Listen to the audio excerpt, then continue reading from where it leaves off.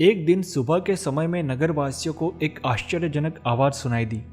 नगरवासियों, दुखों से मुक्ति पाने और रातों रात अमीर होने का एक दुर्लभ अवसर। गांव की सीमा पर कल्प वृक्ष का केवल एक रात के लिए आगमन। अपने दुखों की गठरियां बांधकर आधी रात को गांव के बाहर दुर्गम जगहों पर फेंक दो और सूर्योदय से पहले अपनी सारी खुशियां गांठ बांधकर घर लौट आओ। रातों रात सुखी और अमीर होने का यह मौका न चुके। जांच करने पर पता चला कि यह आकाशवाणी थी।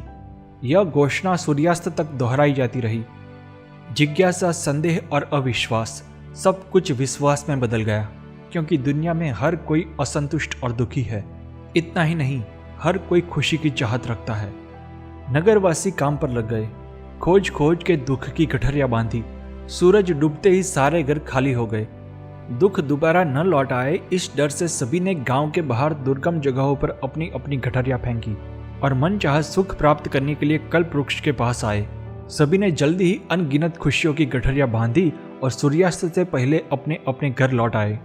पर यह क्या, सबकी झोंपड़ी और मकान की जगह जिसने जैसी कल्पना की थी वैसे महल खड़े हो गए। महल के अंदर सबकी इच्छा के अनुसार फर्नीचर, सोने के बर्तन, हीरे, मोती, माणिक जड़ित आभूषण और वस्त्र रखे हुए थे। सभी लोग खुश होकर जल्दी से बाहर आ गए। वह अपने आड़ोस पाड़ोस के लोग के साथ अपनी खुशियां बांटने लगे। यहीं से नए अदृश्य दुख का प्रवेश हुआ। मेरे तेरे की तुलना का दुख, जो पहले से भी ज्यादा दर्दनाक साबित हुआ, क्योंकि पड़ोसी की खुशी ही हमारा सबसे बड़ा दुख है। साथ ही इन सभी कीमती वस्तुओं को सुरक्षित रखने की भी चिंता। दूर एक झुंपड़ी के बाहर एक फकीर अपने नित्य क्रम के मुताबिक बंदगी कर रहा था। 2-3 लोग उनके पास गए और पूछा, अरे पागल, तुम क्यों नहीं आए? रातों रात तुम भी अमीर हो जाते। फकीर ने मुस्कुराकर उत्तर दिया, मुझे जो खुशी चाहिए वह कहीं बाहर नहीं है, वो तो मेरे भीतर है। मैं इसकी तलाश कर रहा हूँ। ओशो अपने प्रवचन में कहते हैं कि सुख या दुख हमारे मन की स्थिति है। हम हमेशा भौतिक सुख में डूबे रहते हैं। एक दुख दूर हो जाता है और उसके स्थान पर एक अप्रत्याशित नया दुख प्रकट हो जाता है। सुख दुख की इस उथल पुथल में शरीर और मन से परे आत्मा को पहचानने की हम सोचते ही नहीं। लेकिन याद रखें, आत्मानंद ही ब्रह्मानंद है। दूसरी कहानी। एक बार एक पर्यटक यात्रा करने के लिए चीन गया। यात्रा के दौरान उसने एक प्राचीन शहर के चौराहे पर लोगों की भीड़ देखी।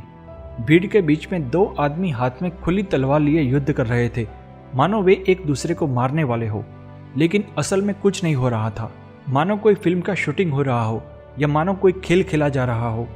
दोनों के चेहरे पर गुस्से का कोई भाव नहीं था। आंखें स्वस्थ एवं शांत थी। दोनों में से कोई भी घायल नहीं हुआ। लोग भीड़ लगाकर यह देख रहे थे। नया नया आया पर्यटक कुछ ही मिनटों में यह सब देखकर बोर हो गया, क्योंकि लड़ाई में उत्तेजना जैसा कुछ ना कुछ तो होना ही चाहिए, तभी मजा आता है। अचानक दोनों प्रतिद्वंदियों में से एक को गुस्सा आ गया। उसका चेहरा गुस्से से लाल हो गया। उसकी आंखों से आग बरसने लगी। यह देखकर भीड़ एकदम से तितर बितर हो गई। लड़ाई खत्म हो गई। पर्यटक यह सब देखकर स्तब्ध रह गया। उसको कुछ पता ही नहीं चला कि यह लड़ाई अचानक खत्म कैसे हो गई।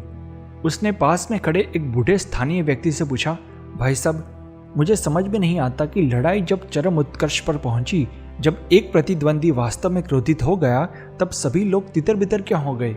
लड़ाई खत्म क्यों हो गई? लड़ाई तो तब शुरू होनी चाहिए थी।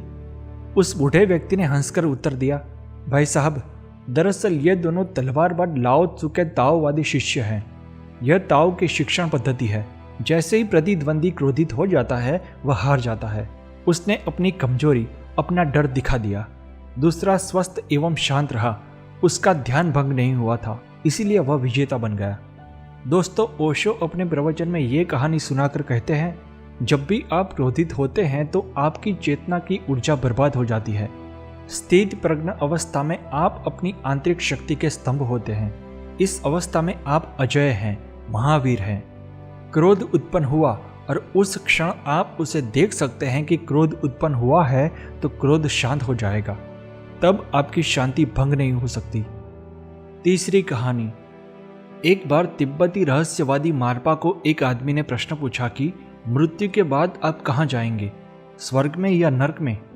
मारपा ने तुरंत उत्तर दिया, मैं निश्चित रूप से स्वर्ग ही जाऊंगा।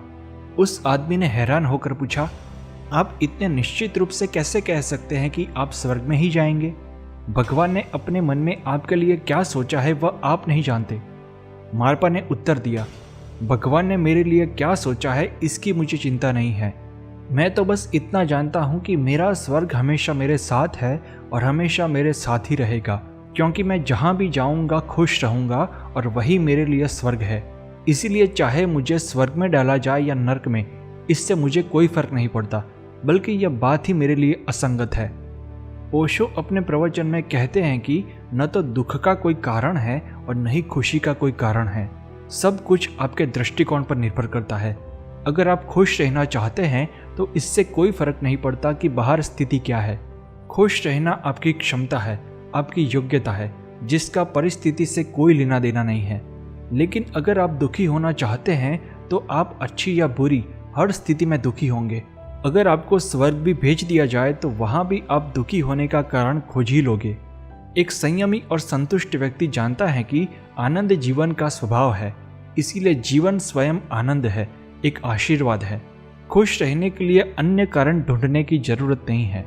लेकिन जो व्यक्ति लालची और भोगी होता है वह यह भ्रम में होता है कि धन, बंगला, स्त्री आदि से ही सुख मिलता है। दरअसल वह धारणा गलत है। खुश रहने के लिए सरल, सहज और प्राकृतिक जीवन जीना चाहिए। दोस्तों, अगर आपको ये कहानी अच्छी लगी हो तो वीडियो को लाइक और चैनल को सब्सक्राइब करिए। आपका यह योगदान मेरे लिए मूल्यवान है। धन्यवाद।